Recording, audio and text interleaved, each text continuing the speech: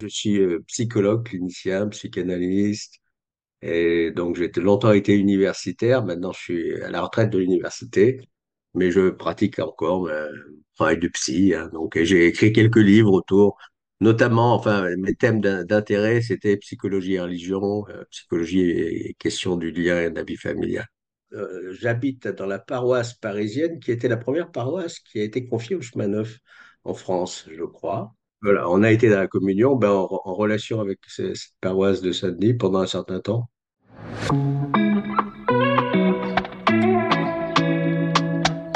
Le monde de la foi chrétienne, c'est quand même un monde au fond où la conscience personnelle, c'est quelque chose d'hyper important. C'est-à-dire de dire, je dois discerner et trouver ma liberté en tant qu'enfant de Dieu, même dans les événements les plus difficiles. Et comment je peux poser cette liberté?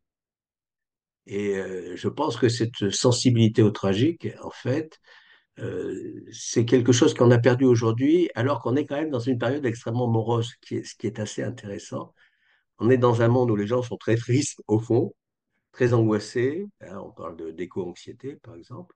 Les gens ont du mal à se projeter dans le futur, ils ont du mal à, dire, à imaginer qu'est-ce que ça pourrait être demain pour eux-mêmes, mais aussi pour, je sais pas, pour leur pays, pour leur...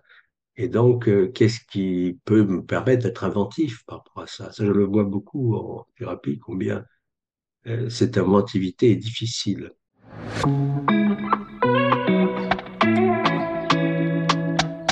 Peggy disait l'espérance, c'est ce qui permet de traverser l'épaisseur des temps.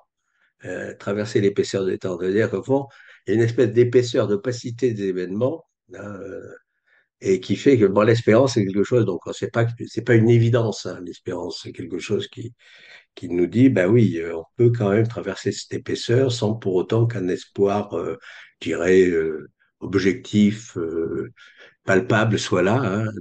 C'est-à-dire que quand on lâche par rapport à des événements difficiles dont on ne comprend pas tellement la réalité, là, disons, les tenants et les aboutissants, il y a une forme de respiration, de liberté.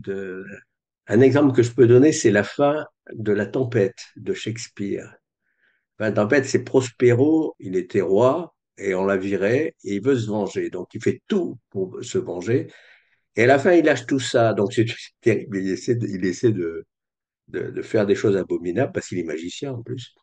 Et à la fin, il lâche tout ça et en fait, il retrouve une forme de liberté en lâchant tout ça alors qu'il a essayé de détruire la moitié des personnes qui étaient autour de lui. Et euh, Shakespeare dit à la fin qu'il a une certaine qualité de pardon, quality of mercy, certaine qualité de pardon, qui arrive à la fin quand il est libre, quand il devient libre. C'est-à-dire que la liberté, c'est la possibilité du pardon.